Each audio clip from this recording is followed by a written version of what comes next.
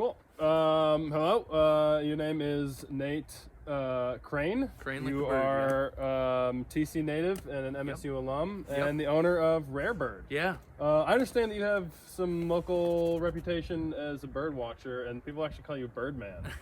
Oh, Birdman. Well, yeah. I mean, I've been a serious birder. I'm 38 years old, and I've been a serious birder since I was 10. And started, I grew up on 7th Street and started in the neighborhood and worked my way down to the Boardman River and the bay, and then would get my parents to take me to Whitefish Point in the spring and fall for migration. And yeah, it's just been a lifelong passion. How did you get started? Was this something that you came to naturally, or is this a family pastime? Or Yeah, I think I kind of, it's very odd and how I think I arrived at getting into birds. My family's always been supportive, but they weren't birders. And when I was in 2nd grade, I was given a bird book by an old relative, and I was fascinated with the pictures in it. And, I can remember sitting in my bedroom, it's like, this all says something. So, it was like I learned how to read about birds to read. And then, ever since then, it's always been, doing it every day. Wow, that's cool. So you brought us out here to the Boardman River to look at some waterfowl. Can you tell us a little bit about what we see here? Totally. Yeah, this is actually a really nice assortment of the winter waterfowl that we have in the Traverse City area.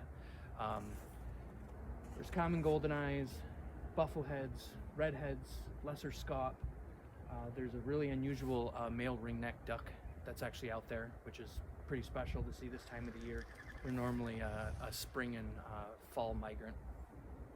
And yeah, as we can see, the ice is slowly shrinking the bird's habitat, and Boardman Lake now is entirely frozen, so all these birds now are having to move to open water, and you get to actually get really close to them like this. Oh, wow. They'd normally be, hundreds of yards offshore. Oh, really? Yeah. Oh, wow. And here maybe 50 yards. So it's Wow. cool.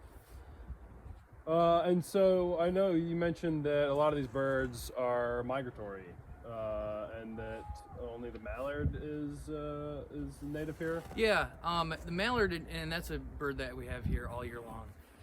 There is an American black duck out there, and they breed maybe very rarely in the area. But yeah, everything that's flying in now, the common golden eyes, that's a boreal forest nesting species. So all of these birds breed in Canada in winter in our area.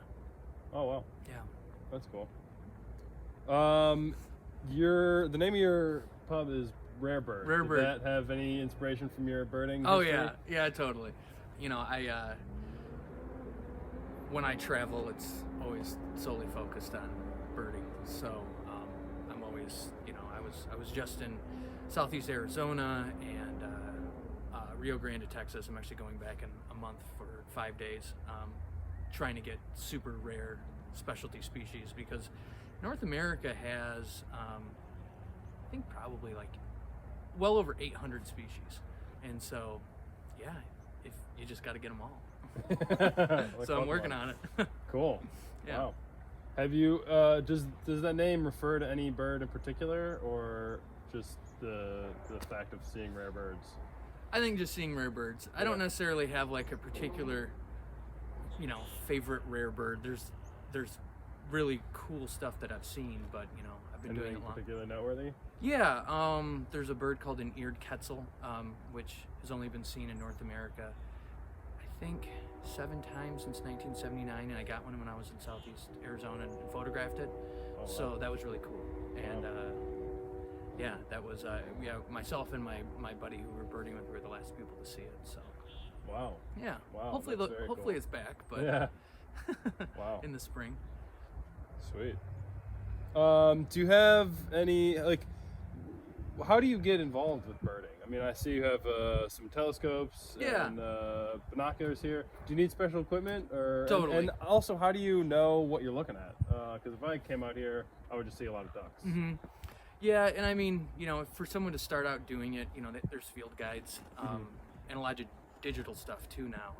Cornell University, their ornithology lab is a great resource, but once you've done it long enough, you don't need a field guide. And yeah, I mean, all my equipment's German.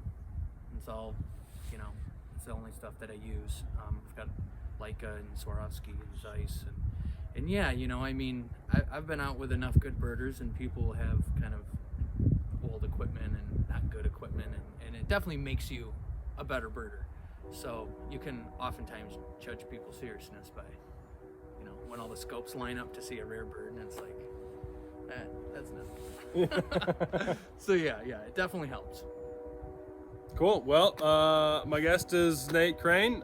Thank you very much for talking to me today. Thank you. It was Appreciate great. it. Yeah.